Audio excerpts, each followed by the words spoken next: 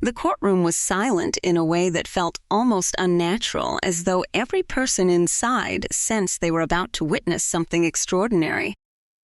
Under the bright lights stood Eleanor Patterson, a 68-year-old woman whose polished appearance and composed posture masked a lifetime of getting her way. Draped in elegance, she carried herself with the quiet confidence of someone who believed she could control any situation, until she found herself standing before Judge Judy Sheindlin. In that moment, Eleanor made a decision that would change everything. With a raised chin and a voice sharpened by entitlement, she addressed the judge in a tone that suggested superiority rather than respect. She spoke of age, of experience, of how those younger should listen to those older. It was a statement meant to assert dominance, but instead it froze the entire courtroom. No one spoke, no one moved, because everyone understood what Eleanor did not, that she had just crossed a line that could not be undone. Judge Judy did not immediately respond. Her expression remained steady, but her eyes told a different story. This was not unfamiliar territory for her. Over decades, she had encountered countless individuals who relied on manipulation rather than truth. But there was something about Eleanor's certainty, her unwavering belief that age alone justified her actions, that set this case apart. And what Eleanor didn't know was that her history had already been uncovered. Behind the scenes, her past had been examined in detail. Patterns had been identified.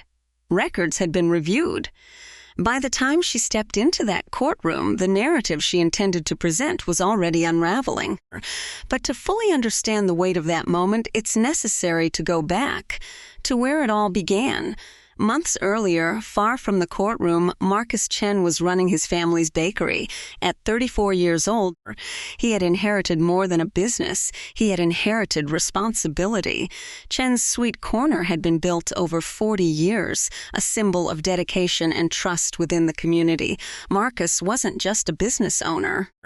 He was the continuation of a legacy. He knew his customers. He remembered their preferences. He believed that success came from honesty, effort, and consistency. And for years, that belief had served him well, until Eleanor Patterson walked through his door. At first, the interaction seemed routine. She placed an order for a custom cake, detailed, specific, and carefully described. Marcus followed his usual process, documenting everything, confirming each request, and ensuring there was no room for misunderstanding. A written agreement was signed. A deposit was paid. Everything was clear. Everything was agreed upon. The cake itself was crafted with precision. Every detail matched the order exactly. It was completed on time, documented thoroughly, and delivered as promised. But the moment Eleanor saw it, the situation shifted dramatically. Her reaction was immediate and intense. She claimed the cake was wrong in every way. The flavor, the design, the size, nothing met her expectations, despite the signed agreement confirming otherwise. Her voice rose, her accusations escalated, and what should have been a simple exchange became something far more volatile. Marcus remained calm. He presented the contract. He showed the photographs. He explained carefully and respectfully that the cake had been made exactly as ordered. But Eleanor wasn't interested in explanations. She refused solutions. She rejected refunds. She dismissed evidence. What she wanted was something else entirely, control. And when she didn't get it, the situation didn't end. It intensified. Over the following months, Eleanor launched a sustained campaign against Marcus and his business. Negative reviews appeared online, spreading quickly across multiple platforms. Stories were shared, retold, and exaggerated. Her version of events became louder than the truth. Customers hesitated, orders declined. The reputation built over decades began to crack under pressure. Marcus tried to respond. He gathered evidence, defended his work, and attempted to resolve the issue privately. But nothing stopped the momentum of Eleanor's accusations. It wasn't about fixing a problem anymore. It was about forcing an outcome. Eventually, the conflict escalated into a legal dispute. Eleanor filed a claim accusing Marcus of wrongdoing and demanding compensation. At that point, Marcus made a decision. Instead of continuing a prolonged battle, he brought the case to Judge Judy, a place where evidence mattered more than emotion and where theatrics could not replace truth. Eleanor accepted the invitation without hesitation. She believed this would be her opportunity. She believed she would win. Inside the courtroom, the contrast between them was clear from the start. Marcus arrived prepared. Every document, every photograph, every record was organized and ready. He stood not with confidence in performance, but with confidence in facts. Eleanor arrived differently. She carried herself with assurance, but her preparation relied more on presentation than proof.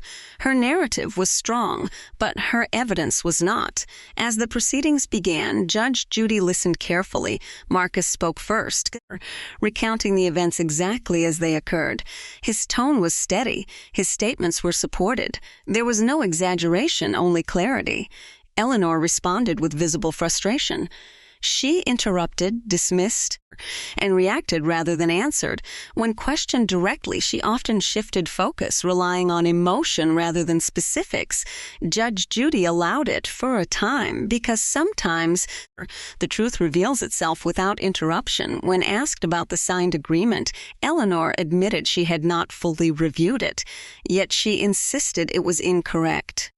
The contradiction was clear. Still, she stood firm. She argued that her experience, her age, and her expectations should outweigh written documentation.